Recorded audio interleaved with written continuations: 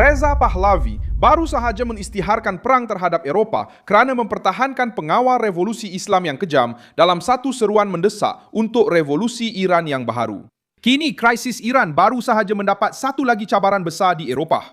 Inilah putera Iran yang diasingkan dan suara utama pembangkang terhadap rejim para ayatollah. Beliau telah meningkatkan kritikan terhadap kerajaan-kerajaan Eropah dan sebahagian media di benua itu. Pada hari Sabtu 25 April 2026, mesej yang datang daripada pembangkang Iran adalah jelas. Eropah tidak boleh terus bercakap tentang hak asasi manusia sementara melayan pengawal revolusi Islam dengan berhati-hati, berlengah-lengah dan berkira-kira secara politik. Bagi Pahlavi, keraguan ini tidak melindungi keamanan. Ia sebenarnya melindungi sistem yang mengekalkan rejim Teheran terus hidup. Saya akan ceritakan semuanya sebentar lagi. Tapi sekarang, anda pasti mahu melanggan. Langgan saluran ini untuk terus mendapat maklumat terkini, maklumat masa nyata dengan kualiti kewartawanan terbaik yang pernah dilihat. Dalam standard credibility, Milson Alves News. Ucapan itu datang selepas satu siri lawatan Pahlavi di bandar-bandar Eropah termasuk Stockholm dan Berlin, di mana beliau bertemu dengan ahli parlimen, kerajaan dan wartawan. Tujuan yang dinyatakan adalah untuk membawa suara jutaan rakyat Iran yang hidup di bawah penapisan, penindasan dan ketakutan ke luar negara. Tetapi, menurut beliau, sikap berdiam diri itu bukan sahaja berlaku di dalam Iran. Ia juga terdapat di bilik berita, sidang media dan dewan politik di Eropah di mana seringkali hanya berbicara tentang diplomasi. Tetapi, mereka mengelak daripada membincangkan secara tegas penderitaan sebenar rakyat Iran. Di Berlin, ketegangan menjadi lebih jelas apabila Pahlavi disimbah cecair merah ketika keluar dari satu acara awam. Polis Jerman menganggap insiden itu sebagai satu tindakan terhadap beliau dan seorang lelaki telah ditahan. Putera itu tidak mengalami kecederaan serius, tetapi insiden tersebut menjadi simbol suasana bermusuhan yang dihadapi oleh pembangkang Iran walaupun di luar Iran. Bagi para penyokongnya, mesejnya jelas. Walaupun di tengah-tengah Eropah, sesiapa yang mencabar rejim para ayatollah masih dikelilingi oleh intimidasi, tekanan dan cubaan untuk membisukan mereka. Inti kecaman Pahlavi ialah pengawal revolusi Islam. Bagi pihak pembangkang, ia bukan sekadar satu kuasa tentera.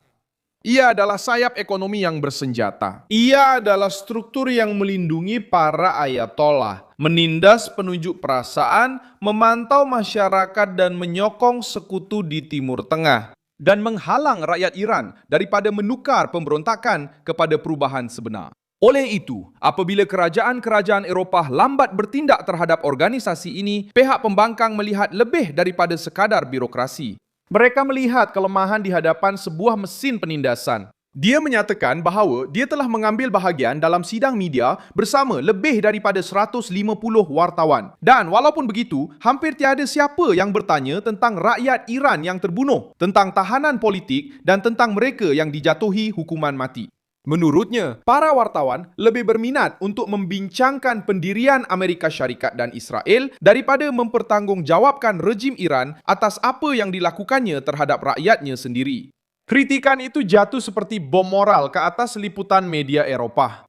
Tuduhan itu keras kerana ia menyentuh satu percanggahan lama. Eropah sering menampilkan diri sebagai pembela hak asasi manusia, demokrasi dan kebebasan. Tetapi, dalam kes Iran, pihak pembangkang melihat bertahun-tahun sikap terlalu berhati-hati.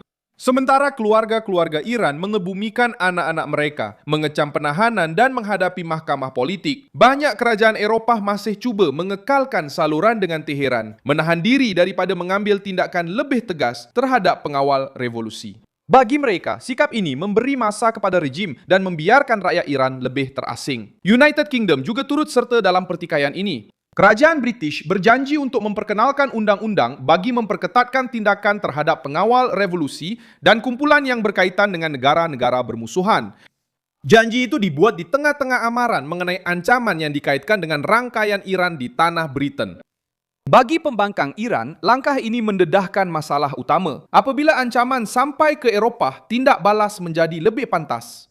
Apabila keganasan tertumpu di dalam Iran, tindak balas biasanya datang dengan perlahan, berhati-hati, dan penuh dengan alasan diplomatik.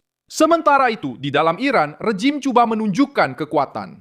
Pihak berkuasa memulangi bahawa negara bersatu, rakyat sehaluan dan sebarang tekanan luar akan dibalas. Tetapi tanda-tanda terkini menunjukkan keadaan yang lebih rapuh. Pertelingkahan antara puak, perbezaan pendapat mengenai rundingan dan tekanan ekonomi yang semakin meningkat. Dalam suasana inilah Pahlavi bercakap tentang revolusi Iran. Seruan itu tidak muncul sebagai ucapan kosong, tetapi sebagai usaha untuk menghubungkan tekanan luar dengan pemberontakan dalaman. Ideanya mudah, jika pengawal revolusi kehilangan sumber, jika rejim kehilangan legitimasi, dan jika rakyat kembali percaya bahawa perubahan adalah mungkin, struktur kuasa boleh mula runtuh dari dalam. Bagi pihak pembangkang, Eropah perlu berhenti bertindak sebagai pentadbir krisis dan mula bertindak sebagai sekutu yang jelas kepada rakyat Iran. Tuduhan terhadap media juga termasuk dalam strategi ini. Pahlavi mahu mengeluarkan krisis daripada bidang diplomasi yang dingin dan meletakkannya ke dalam bidang kemanusiaan. Dia mahu wartawan bertanya tentang tahanan, mereka yang telah dihukum mati, yang hilang, ibu-ibu yang kehilangan anak, dan golongan muda yang dihukum kerana mencabar rejim.